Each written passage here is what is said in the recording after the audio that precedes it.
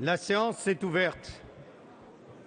L'ordre du jour appelle les questions au gouvernement. La parole est à Madame Dominique Orliac. Merci, Monsieur le Président. Madame la ministre de la Santé, vous avez adressé une lettre aux internes de médecine générale afin de dissiper leurs inquiétudes sur 3 sujets. Leurs conditions de travail, leur participation au cadre conventionnel, la proposition de loi parlementaire sur les réseaux de soins des mutuelles. Les internes sont conscients du contexte démographique actuel et de la nécessité d'une réforme de grande ampleur.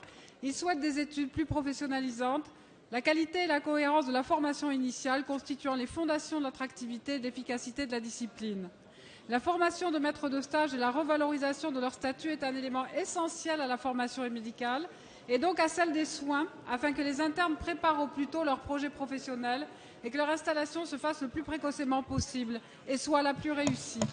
La mise en place de stages de médecine générale dans les zones considérées comme sous-denses afin de faire découvrir ces territoires aux futurs médecins, et ce, dès le 2e cycle, est essentielle en développant aide au logement et au transport pour les étudiants, en favorisant le développement des maisons et pôles de santé universitaires, en soutenant la filière universitaire de médecine générale qui doit être définitivement intégrée au sein du Conseil national des universités de la section 53 et en développant la coopération interprofessionnelle précocement dès le début de la formation, sans oublier que 28 enseignants associés sont toujours en attente de titularisation depuis 2008. Aujourd'hui, la majorité des internes ne connaissent pas les aides à l'installation, n'ont pas de visibilité de carrière, sont dans l'incertitude pour leur avenir, alors qu'ils ont passé 2 concours sélectifs en 6 ans, plus 3 à 5 ans d'internat. Il faut les encourager, les rassurer, Madame la Ministre. Vous avez, Madame la Ministre, déclaré exclure toute contrainte à la liberté d'installation, croire à l'incitation, non à la coercition. Vous avez dénoncé une rumeur infondée prêtant au gouvernement la volonté contraire. Pouvez-vous nous confirmer que cette rumeur est infondée et de manière pérenne? Merci.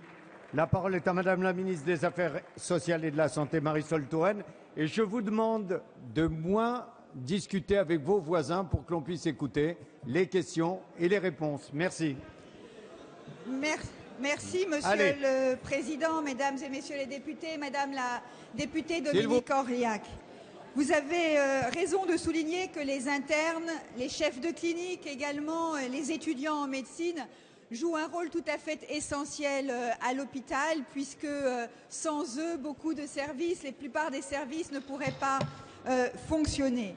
C'est la raison pour laquelle, dans le cadre des demandes qu'ils m'ont adressées, j'ai indiqué être particulièrement sensible à leurs revendications concernant leurs conditions de travail. Un groupe s'est mis en place dès la semaine dernière pour que des avancées puissent être réalisées dans un délai rapide et j'espère que nous pourrons aboutir.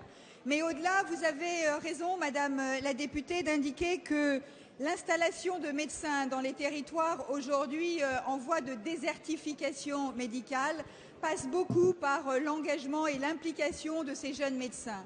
Je veux vous confirmer de manière tout à fait claire et solennelle qu'un plan sera présenté par le gouvernement de lutte contre la désertification médicale qui reposera exclusivement sur des mesures d'incitation, car comme le président de la République l'a rappelé hier encore, la coercition n'est pas une bonne démarche, la coercition est injuste et ne permet pas d'aboutir aux résultats escomptés. En revanche, nous avons à mettre en place plusieurs mesures dans le prolongement de ce que nous avons déjà fait dans le cadre du projet de loi de financement de la sécurité sociale.